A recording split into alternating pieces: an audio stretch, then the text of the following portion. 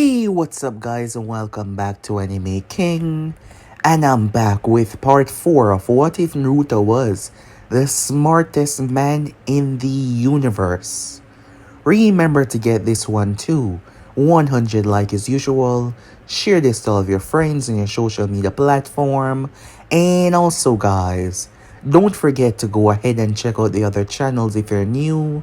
Yes, I indeed have 4 more channels: Anime King 2, Anime King 3, Anime Symbol, Anime Prince, which I post what if on every single day for you guys to enjoy. All the links will be down in the description, so go ahead and obliterate that red subscribe button and become a part of the Anime King family. And also, guys, if you want your what if to be done by me, simply go ahead and comment on any of the latest posts and I'll jot them down for future use. So without further ado or waste any more time, how about we jump right into this brand new episode? Let us begin now, guys.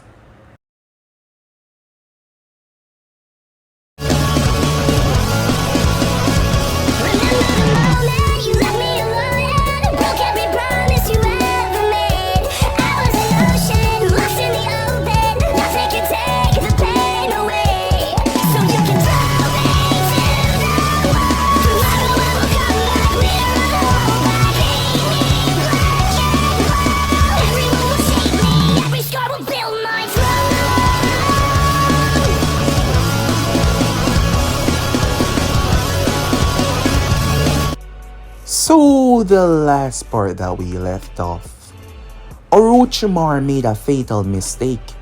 He called Naruto inventions toys, and he annoyed Naruto. Thus, Naruto decided that he was going to eradicate him, yes. He was going to eradicate him in the most painful way. Naruto summoned a creature. It had another name, but he called it the Leviathan because he was not good at naming things, as the thing had a taste for snakes, and Orochimaru was a definition of that. Unfortunately though, this creature was too large. It was noticed by everyone. Many started to panic in fear and dread, believing that Konoha was going to be destroyed, but they were wrong, yes. As Naruto showed them that he was in complete control until he was not, because he couldn't control the creature, leaving Sakura and Sasuke to panic because Naruto was not panicking enough and he was not in control. But he was able to deal with it rather easily. Orochimaru escaped, but not before Naruto planted something on him. With that said and done, the place was swarming with envoys and ninjas, and Hiruzen was there as well. Unfortunately though, their conversation got interrupted as Rick Sanchez arrived. You see, Naruto portal had been sending out a energy source, allowing people like them to detect him. They went into a little argument battle about them being the smartest man in the universe as they argue back in front. But Rick had some information for Naruto. There were these 3 assholes tracking him. They realized that he was not someone to be trifled with. But given the amount of energy that Naruto has released in the quantum sphere, they would definitely come after him as well. Rick Sanchez was just intrigued after sensing another, person like him for developing this type of travel, yes. As he went back to his home world, Naruto sent him a little gift, as Rick had tried to prank him first, but Naruto pranked him back. When the preliminaries take place, they were nothing really for Naruto. Sakura and Sasuke were still wearing the devices that Naruto gave them, as Sakura was able to end the match between herself and Ino in a second because of the boots that she was still wearing. Kakashi wanted to aid Naruto, but Naruto didn't really need any training from him, as Naruto was introduced to Jiraiya, who told him the truth, but Naruto wasn't a really sentimental person, so he really just did not care. Yes, he just did not care that much. With that said and done, Naruto showed Jiraiya why Hiruzen was concerned because of how smart he was. As Naruto brought Jiraiya to Boob World and several other worlds, the Sannin was intrigued, but at the same time, he tried to get Naruto to be more open and be more connected because he saw the path that Naruto was going down. He's seen this before. detached from emotions, detached from love. And this wasn't something good entirely, but Naruto tried to make him understand the kind of person that he was, especially when it comes to emotions.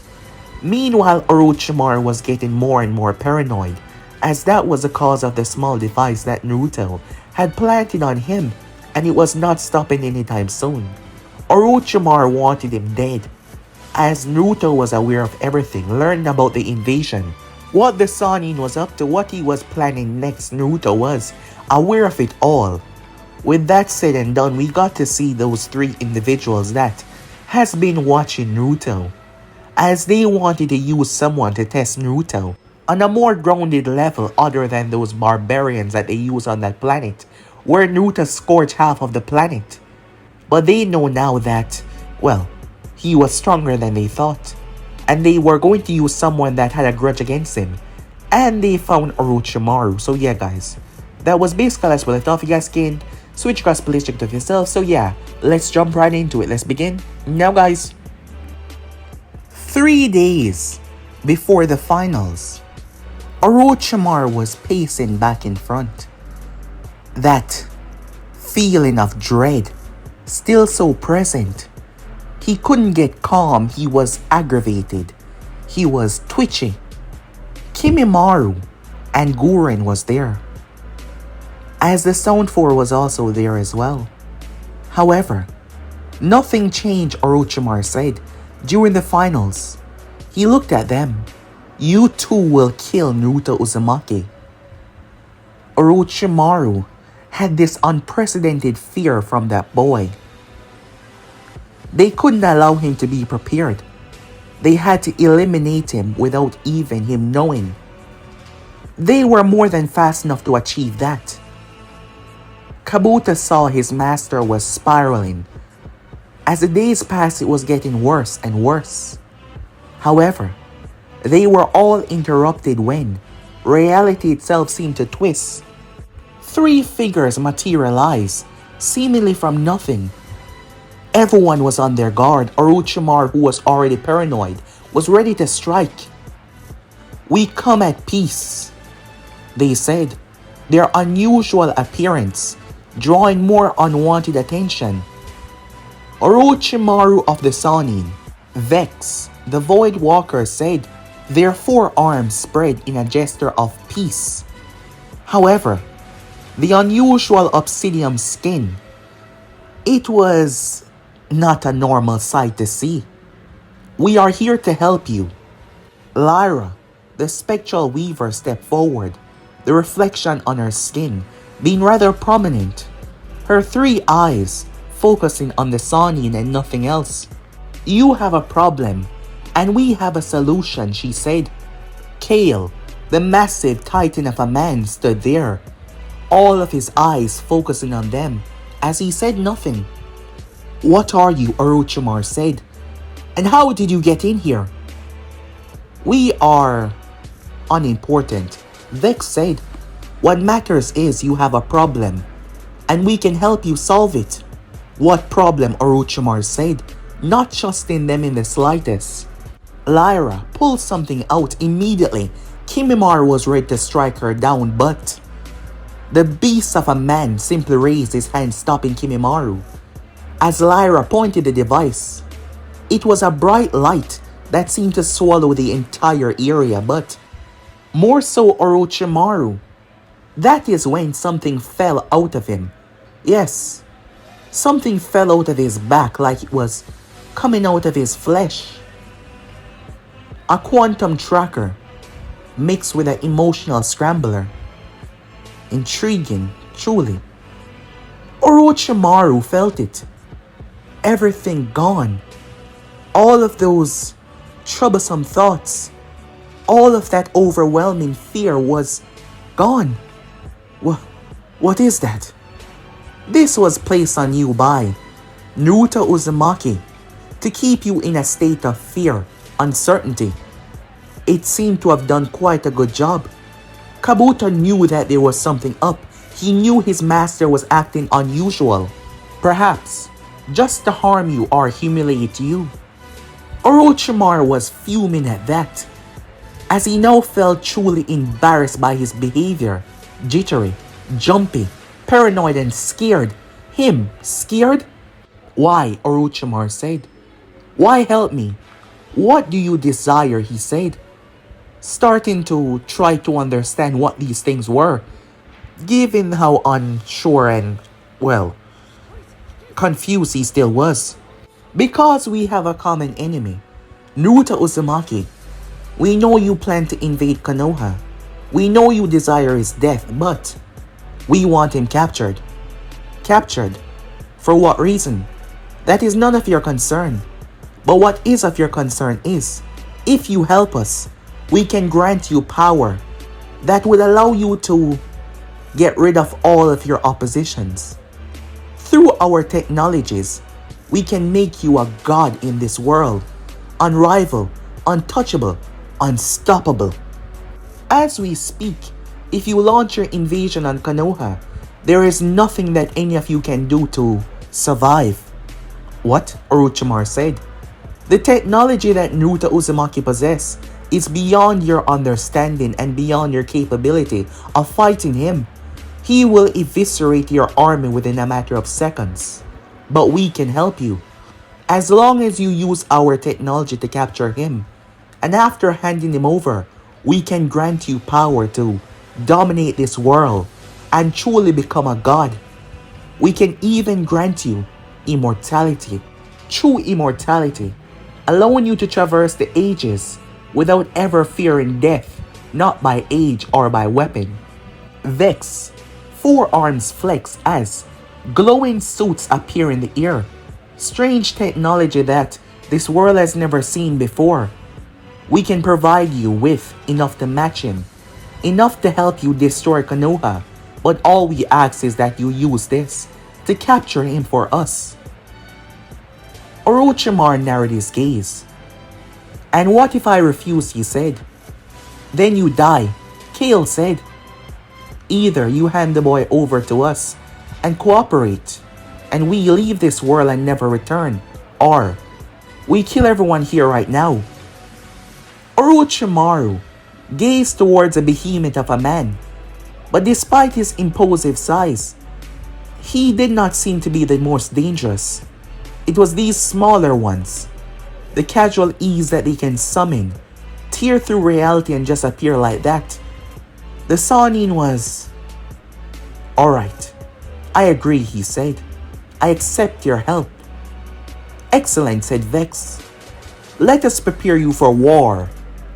Orochimaru, though, was not a trusting person, as he wanted to make sure that he has all precautions just in case things did not go his way. Time skip. It was the day of the finals. The place was packed. Spectators from all over, coming to see the new generation. Not to mention they heard some things. Yes. Orochimaru was disguised as a Kazekage, sitting down with Hiruzen. Sasuke was there. He was early. He wanted to show what he's learned. Yet he was still wearing the gloves that Naruto gave him. Sakura was close by, and she was wearing enhanced boots as well. Both of them were trained by Kakashi to be ready for the finals. In the stands, Kira sat, watching everything. There were so many eyes on her. Who is that? Why is her skin green? What is she? She ignored them though, not caring that much as she gazed down below. Orochimaru played his part rather well, as he pretended to be the Kazekage.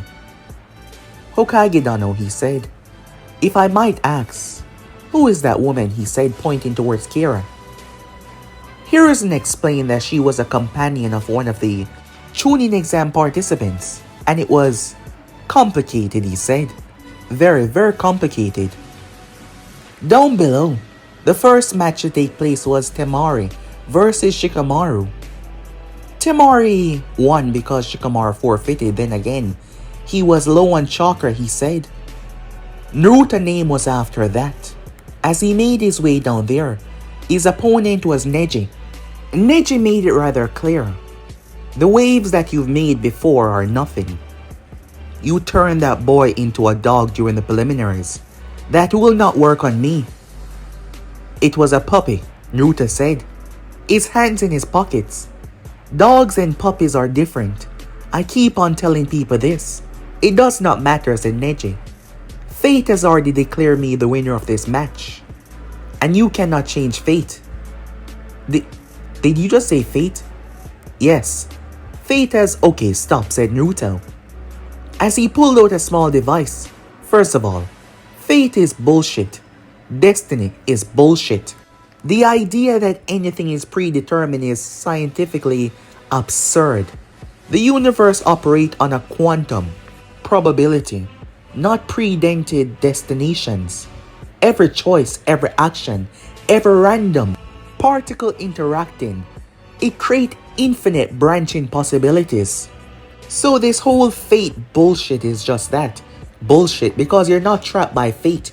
You're trapped by your own limited mind, said Naruto. Neji was pissed off by Naruto's words. You dare? Yes, I dare. Because I'm a realist. I make my own fate. Something you might say. Well, you're too stupid to know that as well, so I doubt that you would say that, said Naruto. Naruto did not stop as he kept on insulting Neji in some rather complex way of talking. Neji was not quite able to understand most of it, but he got the gist. As the proctor told him to begin, Neji blazed towards Naruto with his Byakugan activated, ready to shut down Naruto chakra points. Unfortunately though, he never got close. A force field stopped him as he pressed against it. A force field, said Naruto. Your little gentle fists require physical contact. No contact. Technique useless, said Naruto. Neji tried to break through, but each strike was absorbed and redirected. You can't hide behind your technology forever. Why not, said Naruto. It is efficient, he said, still tampering with that small device in his hand. Let me show you something, said Naruto. You believe in fate, right? That everything is predetermined. Yes, Neji said. Then explain this, Naruto said as he activated the device. Time slowed down for Neji as he found himself in a bubble of time fluctuation. As Neji was moving like molasses while Naruto casually walked around him. He tampered with the force field that Neji was stuck in. As Neji's arm started to move as Naruto started to change his trajectory. And then time resumed. Neji stumbled as he crashed to the ground. I just changed your fate, said Naruto. By altering the physical parameters of your movement, I just changed what would happen. If fate was real, then that would have been impossible. But it's not, because you want to know why. The universe does not give a damn about your belief. It operates on physics, chemistry, and mathematics. And for me, all of those can be manipulated, said Naruto. Neji picked himself up, feeling more and more humiliated as Naruto insulted him with his smart words. Unfortunately though, Naruto shot him with another device, and Neji was paralyzed where he stood. It was a paralyzed field that seemed to just govern over his body. You're not fighting fate, Naruto said, stepping close to him. You're fighting me. And I am smarter than you, better equipped than you. Better than you in every single way that this fight would turn out in my favor, Naruto said. And that's not because of any fate, it's because I work for it. I build these devices, I study the science, and I make these choices, Naruto said. He deactivated the field as Neji dropped back down to the ground. So, what's gonna happen now, said Naruto. Do you know? Well, let me tell you. You're going to realize that fate is an excuse that people use when they don't want to take responsibility for their own life. And you're going to understand that you have power and choice. And it will be in your best choice to surrender this fight because there is no way that you can win against me, said Naruto. Neji got back to his feet as he charged one final time, but he suddenly stopped as he saw strange little creatures all over him. His eyes could see them. When did you? As I said, I'm better prepared. Neji collapsed. There was no possible way that he could win. Any move that he made would be countered. His eyes could see that clearly. I surrender. He lowered his head in humiliation and defeat. The crowd was silent until, yes! Clear-skinned Naruto, destroying another warrior's spirit with just words and technology. She shouted. Sakura released a sigh, knowing that she was, well, pretty loud, and she would always be pretty loud. She's gotten to know her in the past month, and let's just say it's not that pleasant. As Naruto gazed down towards Neji, next time you talk about fate, remember that it's not real. We decide what we decide by choices. And everyone has choices, Naruto said.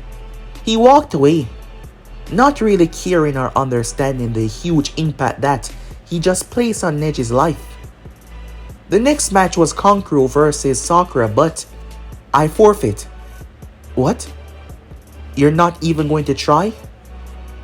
Kankuro gave up without a proper excuse, as Naruto simply stood there, observing him without a word. The next match was Sasuke versus Gaara. Sasuke was ready. As the match began, Sasuke proved to be greater than ever before. Speed, strength. And it wasn't just the gloves, yet he was still using them though. As Sasuke seemed like he was going to show Naruto that he was better by removing them, he looked up directly towards Naruto. However, something started to happen. Something started to happen all around them. Feathers start to fall, placing all of the participants in an illusion. As the people started to collapse.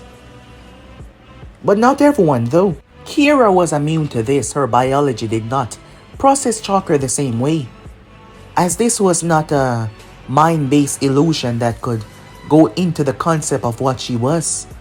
As for Naruto, he didn't even have to try. He was always prepared.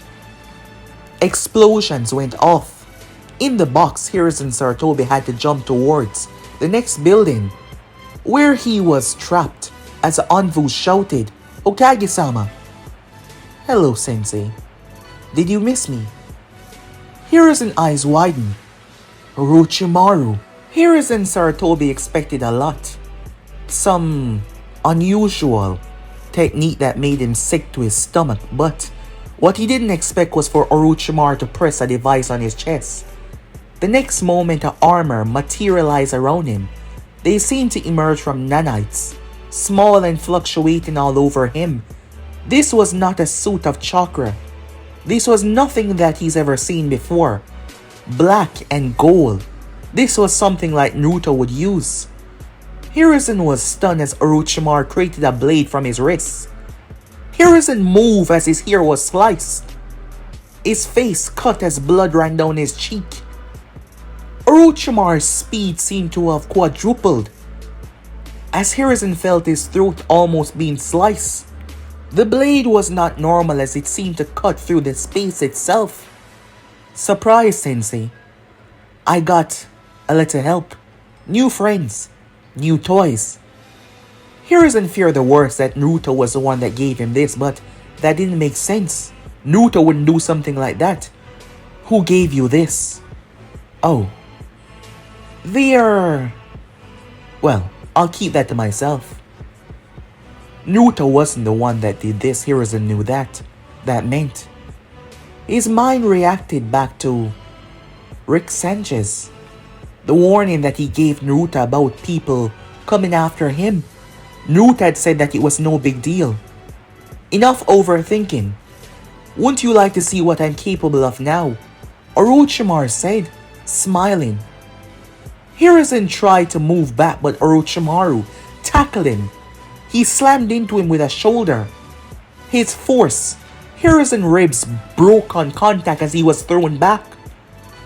He rolled across the ground, spitting up blood, shock. One hit. He looked up as Orochimaru smiled, seeming to be obsessed with his new power. Meanwhile, Naruto jumped into the arena. As he jumped down, Kimimaro and Gurren descended from the sky. They were wearing similar suits, similar colors, but the repulsors inside of their suits allowed them to fly. They threw a device down on the ground that encapsulated Naruto inside of a open barrier, but this was no chakra-based barrier. Naruto Uzumaki, Kimimaro said. Orochimaru Sama sent his regards. It was no time that she wasted as she leaped. From the outside, Kira brought her blade down, but it simply bounced. Yes, right off the barrier. Naruto, she shouted. Naruto looked towards his two opponents. Let me guess. 3 entities gave you an Orochimaru technology. To kill me, said Naruto. Kira kept on slamming her blade on the outside. Kira, help with the invasion, said Naruto. I can handle these too, but I'll be fine. Trust me. She nodded and made her way off. Some ninjas tried to stop her. She smiled as she carved through them like butter. Meanwhile, on the inside. Okay, said Naruto. Why don't you show me what you can do? They wasted no time as they sprinted towards him, their speed on a completely different level than before. They had 2 days and a half to get used to this armor, as they had to prepare for the extra speed that they got. Kimimaro bone attacks were normally devastated, but they were now amplified by the suit's power. As for Guren crystallized structures, they were increased to levels that could cut through almost anything. Yet Naruto dodged them rather easily. Not with superhuman speed, not jutsu, but perfect motion. Naruto was dodging them pretty easily. They tried to take him on in hand to hand, but Naruto was dodging them. In the sky, there was a floating orb. It was scanning the entire place. A super advanced AI system. It was also implanted inside of his body, allowing Naruto to react to moves that were thrown.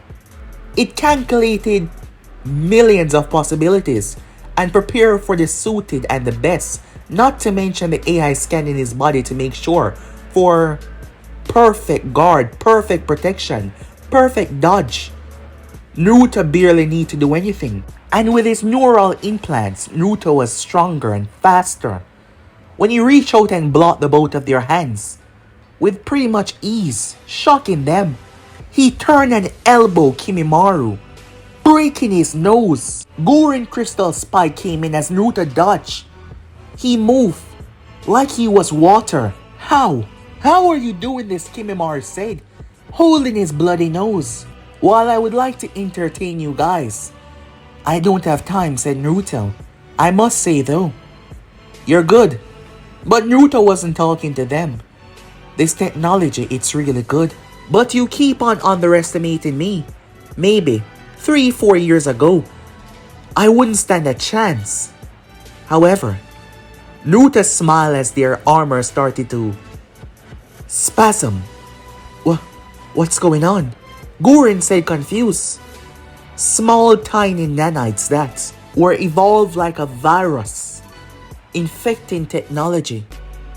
They weren't eating it, they were absorbing and then redistributing, because their entire form was specially crafted to break through the impenetrable. And this amount of technology, this level was advanced, extremely advanced. But they underestimated Naruto because he was aware of their existence. And because of that, he wasn't taking any chances. Naruto was studying their armor from the inside out, while his small little nanites absorbed the information, all connected to his brain. He didn't even have to move a finger. What is this? Kimimaro said as he felt the armor locked up. It came over his mouth like a breather, but he couldn't breathe. Guren fell to her knees. Naruto stepped forward. It's good, but I'm better, he said. You underestimated me. That will be your downfall, he said. Once again, he wasn't talking to them. Guren and Kimimaro could not move an inch. The suits became their own physical prison. That's what? Not possible? Well, you must be a different step of mentally retarded if you don't see that you're, well, defeated, he said. You know, I could feed you both to my pet. You two would be a tasty snack. You know what? I have something else in mind, said Naruto as he proceeded to pull out a cube. He threw it towards their feet. The next moment their energy was corrupted as this thing seemed to turn their body into energy, and they were sucked in the cube. Naruto proceeded to pick it up and looked at the both of them inside. They were miniaturized forms of themselves, shouting on the outside, but it could barely be heard. Naruto picked up the cube and placed it back within his coat. The next moment he threw a small little, what seemed like a button towards the force field, and it started to spasm before it simply break apart. He stepped outside. The sounds of chaos. Naruto was aware the moment his little device was removed from Orochimaru. He was also aware that the sand village was being used. That is why they were not going to die today. So Naruto shouted to the sky, "Is that the best you can do?"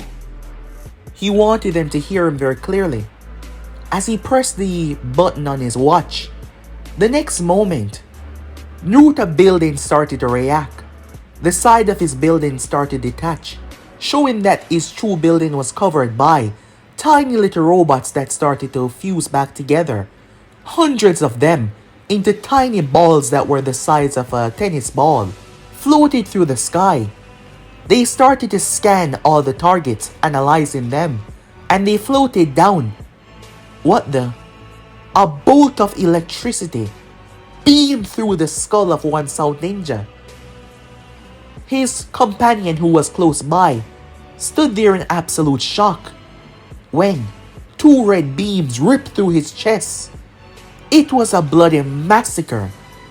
Within a matter of seconds, 34 to be quite exact, every last Sound Ninjas were dead. Naruto then cleared his throat.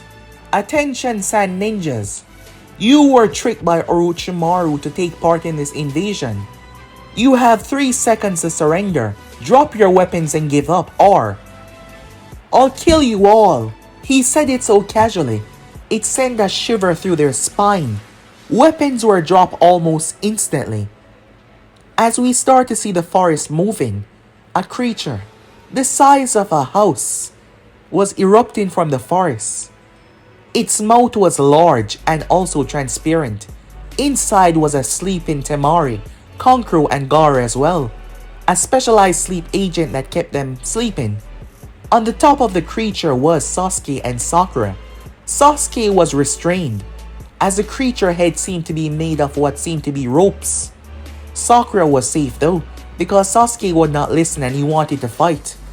Naruto had everything covered. The invasion was over. Well, there was still one thing left to do. Hiruzen Sarutobi was about to die, and he accepted that, knowing that as long as people like Naruto existed in the village, it will be safe, well, especially Naruto. Any last words? Orochimaru looked down towards his sensei. "I'm sorry. I couldn't save you," Hiruzen said. Orochimaru did not care though as he held the spatial blade, ready to slit his sensei's throat. Unfortunately for him though, not even his special blade could cut through the material that formed in front of Hiruzen, because it seemed to copy the exact material that Orochimaru was using, causing them to counter against each other. Well, well, well. Isn't that lovely? Selling yourself for technology. "What does that make you?" said Naruto as he stood there. "Naruto," Hiruzen said. Naruto made the device that blocked Hiruzen covered him. Hiruzen was trapped in a strange box. "Why don't you rest up?" Naruto said, as a gas started to emerge. It slowly started to heal the old man. "I'll handle this." Hiruzen tried to protest, but the gas started to put him to sleep. "Ah, the boy genius," Orochimaru said. "You're here. I was wondering when you would get here. I made a deal for this power, And part of that deal required me capturing you. I know, said Naruto. Your three little friends, Naruto said. What did they promise you? Everything, Orochimaru said. As I said, selling yourself like that, it's rather pathetic. But don't you worry, said Naruto. When I'm done with you, when I'm finished getting everything from you, I'm gonna make sure that, well, this little wish of immortality, yes, I know about that you desire, you're gonna hate it. Orochimaru was confused. What's that supposed to mean? Naruto smiled. I'll keep it a surprise, he said, as he smiled happily. Earlier though, Vex, Lyra, and Kale. Watch as Naruto systematically dismantled Kimimaro and Gurren like they were simple toys. As expected, Lyra said, the first wave was never going to challenge him. Of course, Vex said, folding his arms. They were both instruments of measurements to see how he handled multiple opponents at the same time. And as we can see, he neutralized the both of them, maintained awareness of everything that was going on, neutralizing all of the possible threats, and captured the three targets. All of this within 3 minutes and 15 seconds. Impressive, Kale said. But it's not enough to confirm that he's the one that we need. It's time, said Vex. Lyra nodded. Send everything. Meanwhile, Orochimaru gazed up as devices, more importantly a strange orb, passed through the barrier that was supposed to be almost impenetrable. All of that flooded towards Orochimaru, connected to him. Orochimaru screamed, not in pain but in power. The first suit was just a baseline, nuclear fusion to enhance speed and strength. But this was something entirely different. The orb that circled in his chest seemed to be the containment of dying stars, but it was the energy that it gave off. The energy made the barrier explode, the shockwave forcing the envoys to all leap away. Hiruzen was safely protected within the box that Naruto put him in. As for Naruto, a force field protected him from everything. As he stood there rather calmly, Orochimaru floated in the sky. He could feel the power swell through his very veins as he cackled. Yes, it sounded like a mad cackle. He cackled to the sky as a supernova in his chest seemed to explode with pure power into his suit. Naruto Uzumaki, he said. Orochimaru wanted his revenge for the humiliation that he suffered. Now you are nothing to me. However, Naruto simply smiled. You look like you swallowed a supernova, and you did not chew properly. Enough of your jokes, Orochimaru shouted. That wasn't a joke, said Naruto. It was my medical opinion, he said. Naruto floated upwards on a platform.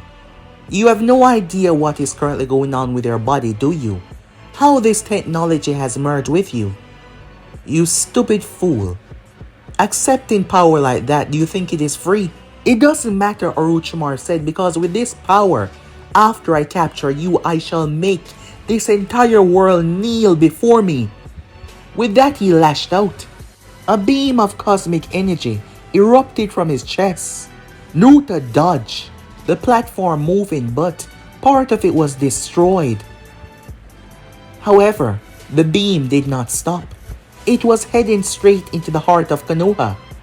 As several devices came from Naruto's coat, they redirect the beam into the sky as it dissipated, leaving Konoha intact. The village, every single member, even the Sand Ninjas, looked up, feeling the cosmic power. It was unusual, something they'd never felt before, and it was overwhelming.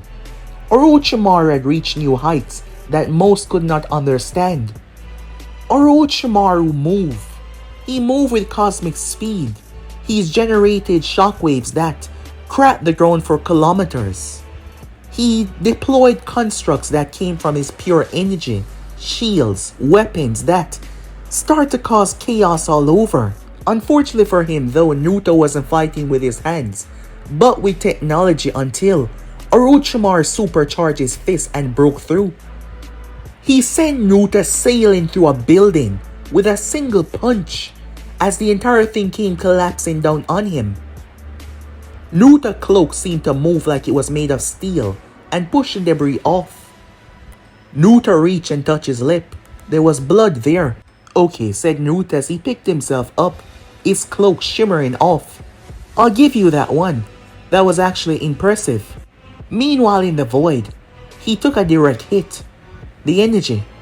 It wasn't fully released, it was neutralized. Lyra said. Perhaps an internal barrier, protecting his skeleton. Vex said, knowing that the hit should have been more devastating, but it barely affected Naruto. Meanwhile, Orochimaru, his desire to see Konoha crush, was consumed by this new power, and he let loose upon it all. The orb in his chest turned white hot as he gathered so much energy. With this, I'll finally annihilate this stupid village. He wanted them all to see it. He wanted them all to see it as he launched a beam of energy. There was no stopping that. No saving Konoha. No protecting. Boom! What the hell?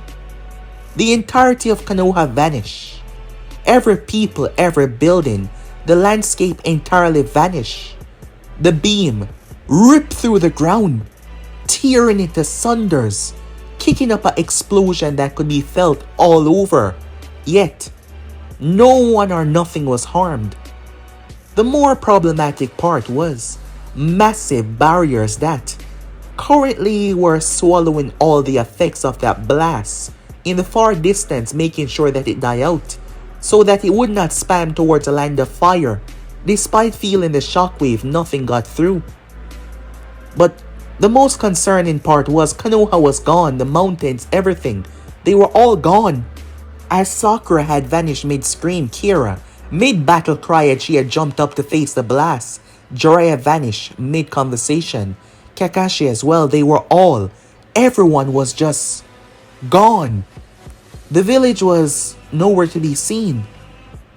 Orochimaru floated above the empty area, confused, looking down towards the destruction that he caused.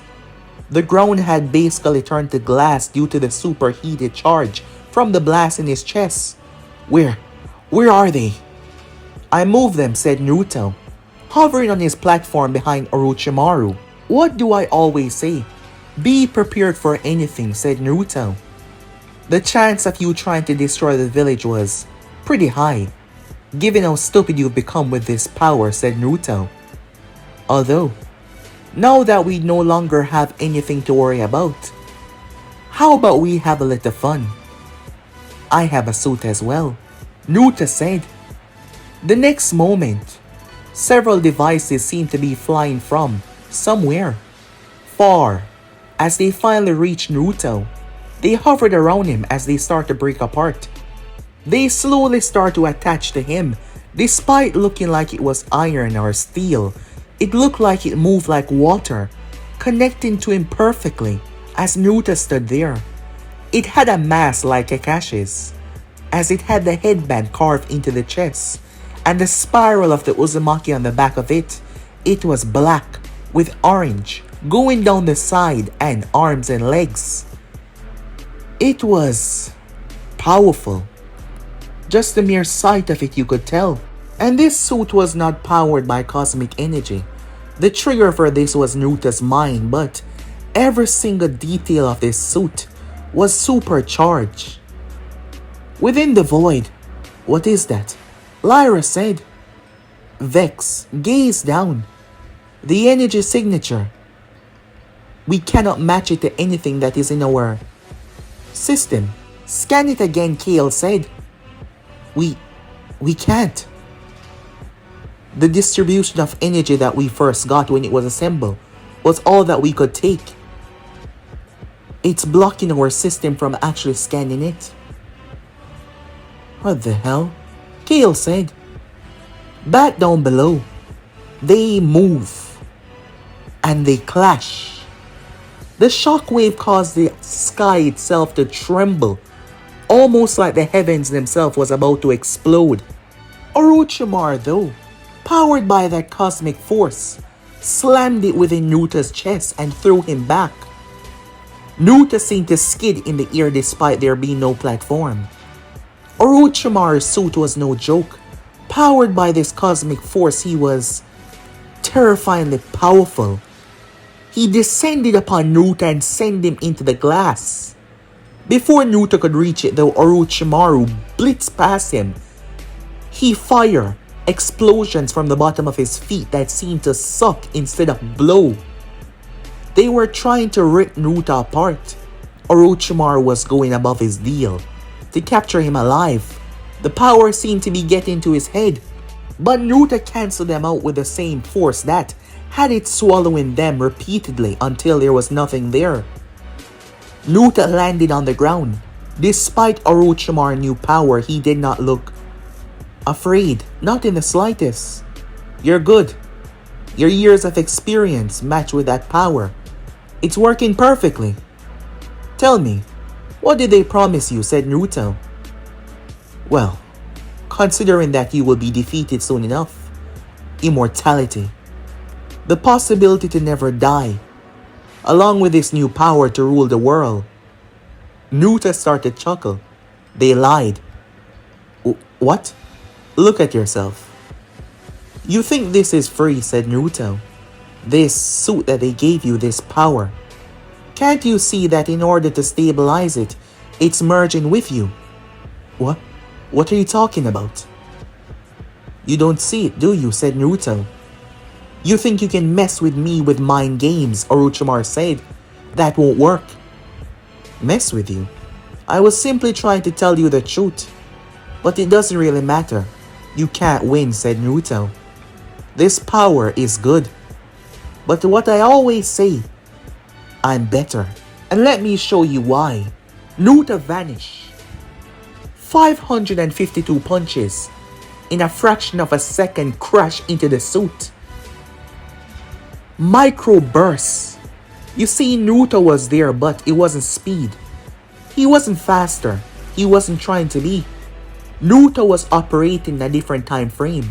His suit allowed him to create localized temporal displacement, micro bursts. It was a slow of time, as Naruto was moving in a different time frame right now.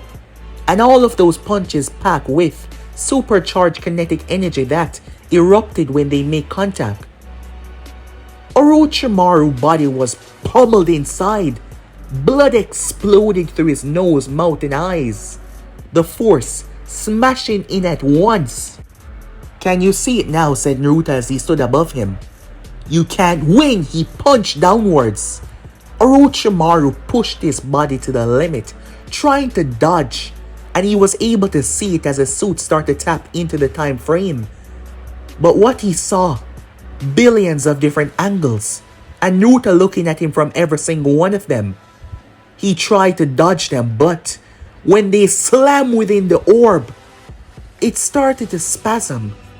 The punches that Naruto were throwing were backed by so much energy that it was causing displacements, fluctuation of patterns in the time frame, and not to mention space itself.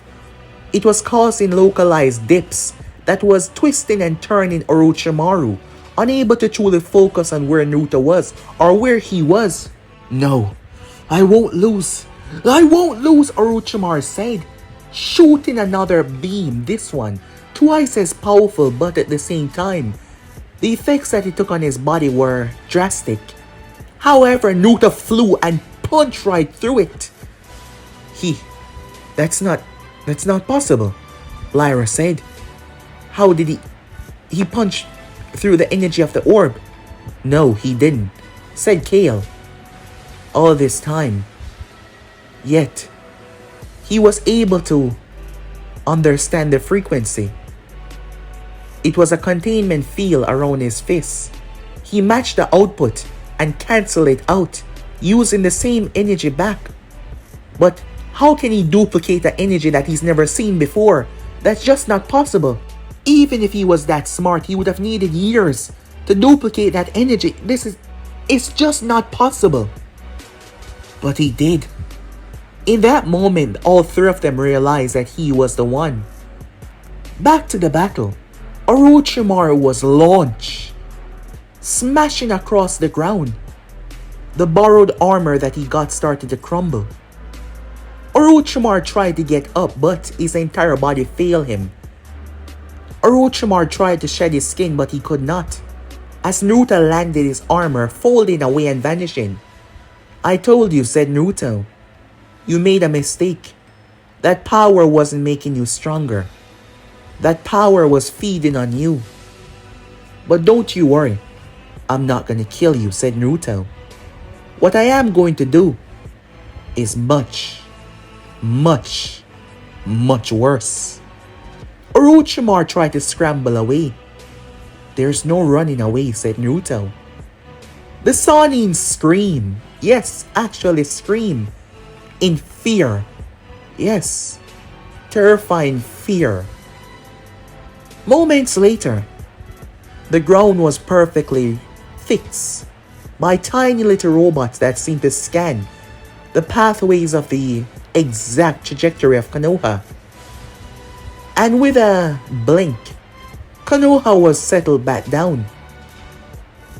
"Welcome home," said Naruto. Hiruzen saw Tobi back on his feet, healed up. When Hiruzen woke up in the cube, it simply released him as he was fully healed. A moment ago, they were in a place without anything. They were just... Hiruzen couldn't understand it. And now they were back. "What did you... I saved you all," said Naruto. With a snap of his finger, a massive hologram appeared, showing the battle, showing the landscape that Orochimaru destroyed, showing them vanishing, showing him defeating Orochimaru. Hiruzen looked around. And where is he? "I have him safely locked away. There's a few things that I need to get from him. Certain information." "What is truly going on?" Hiruzen said. "A lot," Naruto said. Meanwhile, Vex, Lyra, and Kale sat in silence as they witnessed the end of that. "Scan the results," Kale said. Lyra did so. His suit power reading exceeded our projections by 1,400%. He teleported every single fragment. Not just one platform, but every fragment. He did so just to make sure that no one would be accidentally decapitated in the jump. The mathematical complexity behind it alone, while focusing on that battle. This all is connected to his mind. This information is not just something that he has set down. It's all connected to him at the same time. He's always thinking through it. He's always processing this information. It seems like his brain is operating on a much, much higher level than we first thought. And this was all prepared and planned just in case. To believe within his human years he's just 13 years old.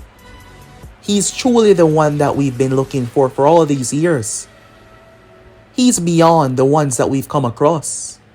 Maybe they're older and have the knack of control on things that he hasn't seen yet. But in just a short amount of time, he will surpass them all, including Rick Sanchez, as they all stood there. Not to mention, it wasn't just the technology alone. It was the way he adapted.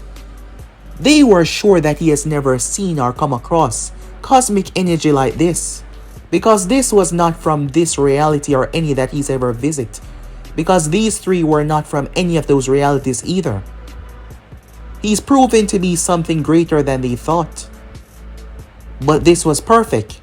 You see, while there was a possibility that Orochimaru might succeed, the possibility that Orochimaru might capture him, that was there, but they also planned for the possibility that Orochimaru might lose, and that gave them a much greater satisfaction than everything else, because it meant that Naruto was the one that they've been looking for all these centuries.